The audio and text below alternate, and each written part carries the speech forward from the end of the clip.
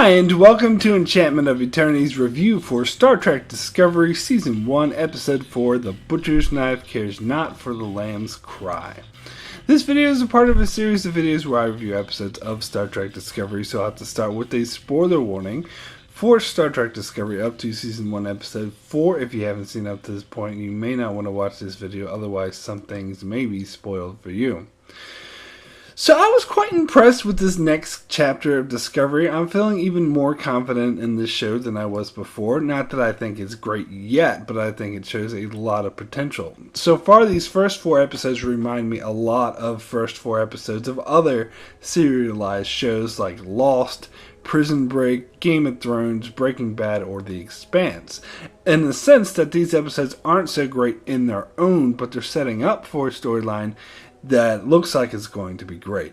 So I'm actually fairly confident the show is going to get great later on. I know a lot of Star Trek fans are unhappy with this show and saying that it isn't Star Trek, and everyone's entitled to their opinion, but me personally, I think it is perfectly Star Trek, and I'm quite excited at the whole premise of the show, a darker, serialized character piece, and I've been waiting for Star Trek to go in a new, modernized direction. In fact, I personally feel it needed to in order to survive. It seems to me some people are wanting yet another Next Generation or Voyager format with a bunch of officers sitting on the bridge spouting technobabble, going from mission to mission where the reset button is hit after every episode. And don't get me wrong, I like the Next Generation and Voyager, but I wouldn't have liked it if they went back to the same format, as Star Trek needs to evolve to survive. And personally, I love the fact that the name Star Trek is slapped on this show, because I want to explore the Star Trek universe a lot more.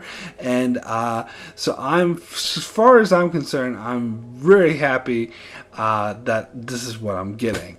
And that's coming from someone who loathes the J.J. Abrams reboot films. The first one in particular I think is garbage. And I don't think any of them are actually Star Trek, except for maybe Beyond. But Discovery is Star Trek, and further, it's exactly the kind of Star Trek that I wanted. Granted, it's not perfect yet, and I still have a lot of issues with it, but I think it shows a lot of promise.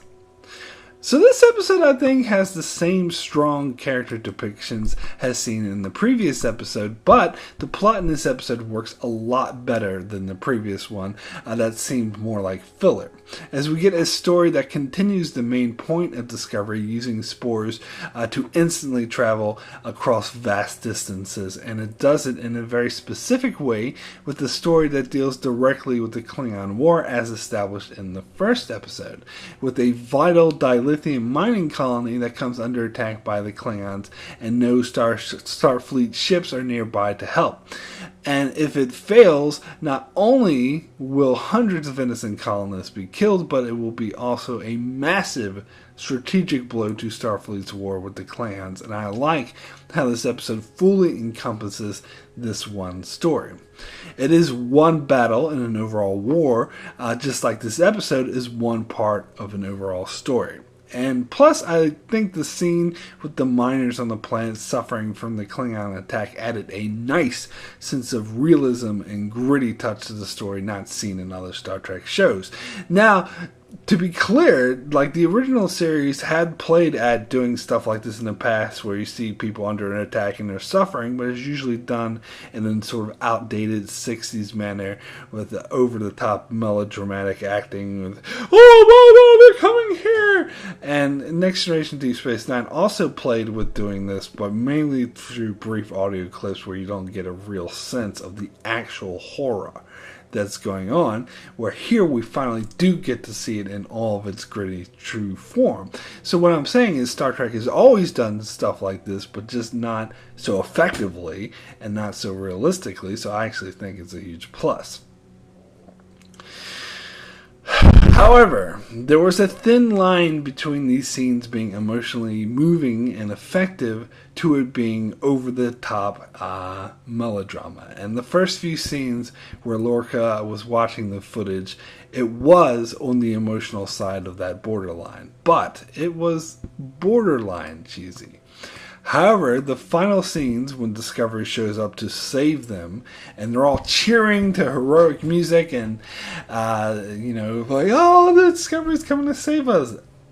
They actually cross that borderline to the cheesy, over-the-top melodrama. Especially when the father comes out holding his little girl after Discovery leaves, and she's like, oh, who saved us? Alright, I have to admit that was actually really cheesy. But overall, I still liked this storyline. It made for an exciting motivation that felt real and tangible, that Starfleet would need to protect its resources. Further, I love how Lorca used their suffering to motivate the crew. Honestly, I'm really loving this Lorca character because he's a bit of an ass, but he's someone whose heart is in the right place, and most of all is about getting the job done. As his motivations were pure, as it was to save those innocent colonists from death and destruction, but he was somewhat flexible about the means. In fact, an argument could be made that his showing the crew the message from the mining colony with the people dying was reckless, and in fact resulted in Landry doing something reckless that got her killed. So one could draw a line from what Lorca did to Landry's death, although it wouldn't be a direct line. Certainly not enough to charge him with anything, but maybe it does speak to him being a bit reckless and his actions having unintended consequences which he takes no responsibility for. But on the other hand, this episode showcased what a great military commander he was, as once they were at the planet, Lorca was able to keep his cool and lure the Klingon ships in order to destroy them, so that was actually a thing of beauty. So I'm really loving the shades of gray of Lorca and how he isn't portrayed as an out-and-out hero or villain, but more human. And his thick, no-nonsense manner reminds me a bit of Captain Jellicoe, and his desire to do whatever is necessary to win the war reminds me of Sloane, and his desire to use state-of-the-art technology for political advance, regardless of the consequences, reminds me a lot of Admiral Preston. So overall, yes, I am really loving this character. So I also appreciated Burnham's storyline this episode, as it shows her learning that the tardigrade is connected to the spores somehow, and is in fact the missing link that can operate the spore drive. It is interesting that the fact that Burnham is a xenobiologist came into play. I actually wasn't thinking that it would. This is a rather specific area of expertise, and of course she was being the voice of reason when the people around her had their heads up their ass and refused to listen. Now, I never expected to see the monster from the previous episode again, at least not in such detail. I kind of thought of it as like a one-off thing, and I certainly wouldn't have guessed that it would be the key to unlocking the spore drive.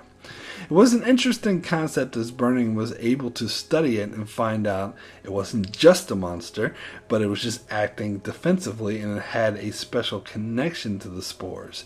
That was a very Star Trek thing to do, although I'm still not sure how the tardigrade came on the Glen. Did their engineer bring it on board on purpose to use it with the navigation device, or was it somehow transported by accident because it was following the spores through the spore drive? And is it alien that just so happens to be a macro version of a microscopic life form on Earth? Or is it a normal Earth tardigrade that was somehow made much bigger? I'm not entirely sure about this. But another interesting part of the story is it is doing something that hasn't been done on Star Trek, and that is dealing with the issue of using animals for technology, or the issue of animal cruelty.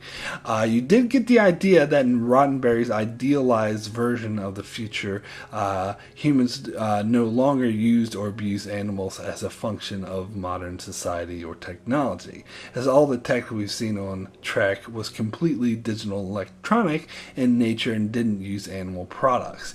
And most mention of humans eating meat, at least on Next Generation, were from replicators, and actually farming and killing animals for consumption seemed to be an outdated function. Not to mention Vulcans, who are portrayed as outright vegetarians who view the consumption of meat as barbaric. However, here we have a special technology that is dependent on an animal to use it, and as we see, this process is painful to the tardigrade tardigrade, and we see Burnham having sympathy for it. So this seems to be setting up for a storyline dealing with the issue of animal cruelty, and I'm sure Lorca is not going to care how much pain he causes to the tardigrade as long as he has his weapon in order to win the war. But I imagine this is going to cause some conflict and some moral dilemmas, because it was established in The Trouble with Tribbles that the Federation does have strict laws when it comes to animal cruelty. Now, as far as Landry's death, I have mixed feelings about this, as on the one hand, I think it's cool that this show has established a precedent that anyone can die at any time. Unlike most track shows that introduce, the crew, and they say, here's your crew of seven or eight main cast members, and they're the ones who are going to be around from adventure to adventure. Where here, they don't do that. They're just like, okay, here are some people. And honestly, I think the only person that has actual plot armor is Michael Burnham. And maybe Saru as well, because people like him a lot. But anyone else seems like they could die at any time. In fact, I wouldn't be surprised if they killed off Lorca. As a matter of fact, I'm actually going to predict that Lorca will die by the end of the season. But we'll see. So that I like. But on the other hand, I really like this Landry character, and I thought she added an interesting dynamic to the show, so I'm a bit disappointed that she won't be around anymore.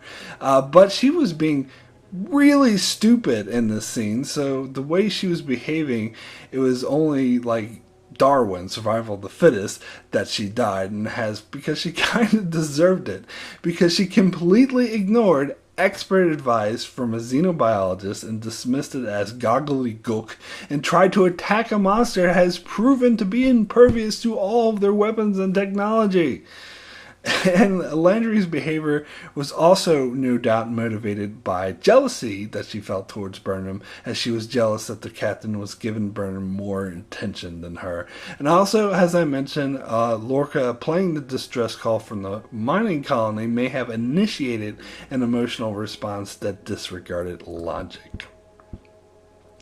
So I also like this relationship developing between Burnham and Tilly, as they're building a Harry Kim and Tom Paris, or a Miles O'Brien and Julian Bashir type friendship. And likewise, they do seem like an odd couple, so I'm liking their interaction so far. And the bookends of the episode with Burnham receiving the will from Captain Giorgio was interesting as well, as it does add a lot of emotional weight of Burnham regretting what she did, but at the same time wanting to do right by her crew. Although it was extremely predictable when she first got it at the start of the episode that she would open it by the end of the episode, but that's okay, I guess. Anyway, I like how Tilly said Burnham gained a reputation for saving the ship, so I really like how we're going to move past this whole, mutineer, scum of the earth label that she had. Although she never will fully overcome it, I am glad they are at least somewhat moving past it. I also like the scene between Burnham and Saru, as their relationship continues to be very interesting. It shows Burnham more cold, unfeeling Vulcan side when she used Saru, apologizing to him just as a way to gauge her scientific hypothesis.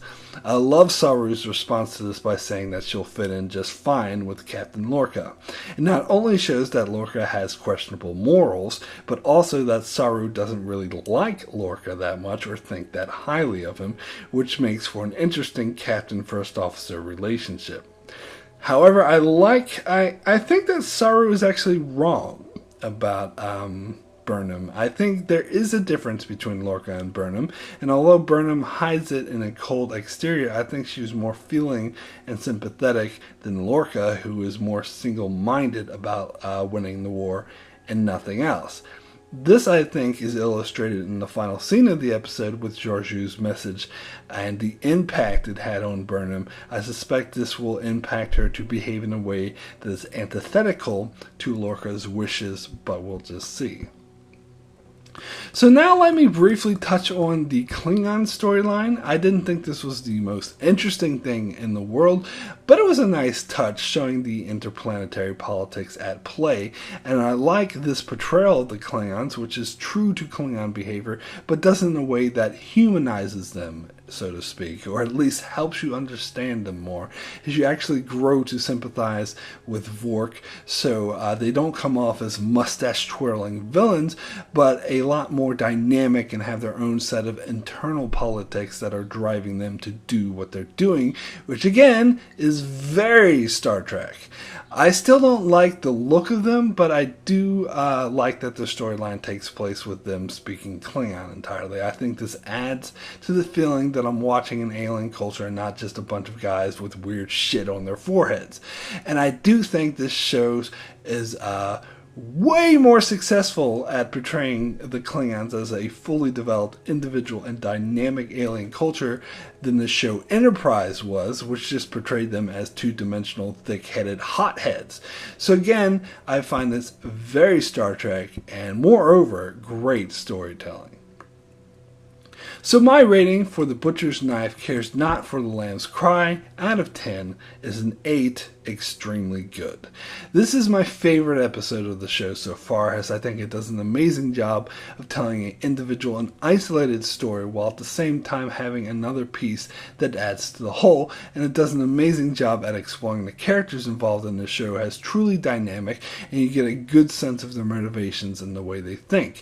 And this is true for Starfleet and Klingon characters alike. And overall, I find the story of Burnham learning to find her place in the world again a very effective and moving one.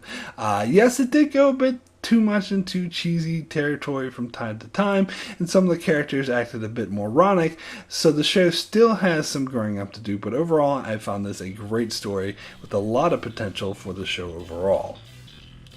So that's it for my review of The Butcher's Knife Cares Not for the Lamb's Cry. Be sure to check back here every week as I continue to review episodes of Star Trek Discovery, as well as covering the 5 previous Star Trek series with reviews of episodes as requested by my viewers, as well as I do many other videos for other shows like Game of Thrones, The Expanse, and more, so be sure to subscribe so you can keep up with all of that. Thanks a lot for watching.